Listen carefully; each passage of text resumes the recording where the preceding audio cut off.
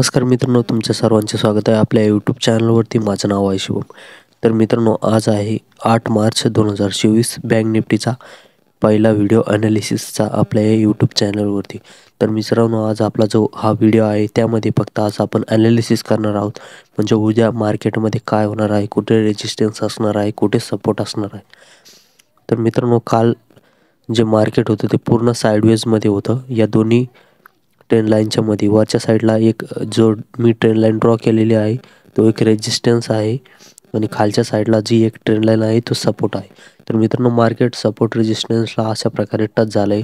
म्हणजेच मार्केट या लाईनमध्ये या बॉक्समध्ये साईडवेज चालत आहे. म्हणजे यामध्ये जे मोठाले प्लेयर आहे ते ॲक्टिव्ह नाही असं आपण समजू शकतो. तर मित्रांनो, आज महाशिवरात्रीची सुट्टी आहे त्यामुळे मार्केट आज बंद आहे आणि उद्या शनिवार आहे. उद्या पण मार्केट बंद असेल आणि परवा दिवशी रविवार आहे त्यामुळे परवा दिवशी पण मार्केट बंद आहे. तर डायरेक्ट मार्केट सोमवारी 11 तारखेलाच ओपन होईल.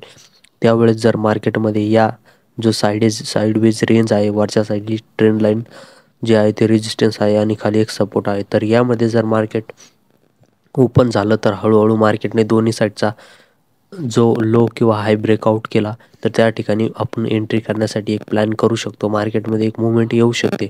परंतु जर मार्केट उद्याच याच लाईनमध्ये जर सस्टेन केलं तर असंही होऊ शकतं. एखादा मोठा प्लेयर जे आहे त्यांनी जर एंट्री केली तर अचानक स्पाईकमध्ये कॅन्डल येऊ शकतं आणि रिटेलर जे ट्रेडर असतात ते ट्रॅप होऊ शकतात. त्यामुळे मित्रांनो, तुम्ही फक्त सेफ एंट्री करायची असेल, एंट्री करण्याचा प्लॅन करत असेल तर सोमवारी मार्केट ज्यावेळेस ओपन होईल, ओपन झाल्याच्या नंतर थोडंसं मार्केट इथे या लाईनमध्ये साईडवेज चालेल आणि त्यानंतर वरच्या साईडचा जो रेजिस्टन्स आहे तो जर ब्रेकआउट केला तर तुम्ही त्या ब्रेकआउटला एक एंट्री करण्याचा प्लॅन करू शकता. दुसऱ्या किंवा तिसऱ्या कॅन्डलला तुम्ही एंट्री करू शकता आणि पुट साईडला जर खालच्या साईडचा जो सपोर्ट आहे तो जर ब्रेकआउट केला तर तुम्ही एंट्री करण्याचा प्लॅन करू शकता. तर पुट साईडला जर एंट्री करण्याचा प्लॅन केला, समजा ब्रेकआउट झाला, तर त्याचं जे टार्गेट असणार आहे ते इथपर्यंत तुम्ही टार्गेट ठेवू शकता. त्याचं 47,478 पर्यंत त्याचं एक टार्गेट ठेवू शकता अंदाजे. पुट साईडला जर ब्रेकआउट केला तर आणि कॉल साईडला जर ब्रेकआउट केला तर त्याचं जे टार्गेट असणार आहे ते इथपर्यंत ठेवू शकता कॉल साईडला 48,155. तर मित्रांनो, अशा प्रकारे सोमवारी एक मुवमेंट येऊ शकते मार्केटमध्ये.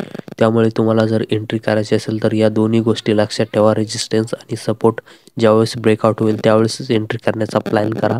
आणि तसंही आपल्या टेलिग्राम चॅनलवरती जर सेटअप एखादा तयार होत असेल तर मी त्याची स्क्रीनशॉट पेपर ट्रेड करण्यासाठी तुम्हाला देत आहे. त्यामुळे टेलिग्राम चॅनलला पण जॉईन करा, लिंक डिस्क्रिप्शनमध्ये दिलेली आहे. आणि आपल्या यूट्यूब चॅनलला सबस्क्राईब करा. मग भेटूया पुढच्या व्हिडिओमध्ये. जय हिंद.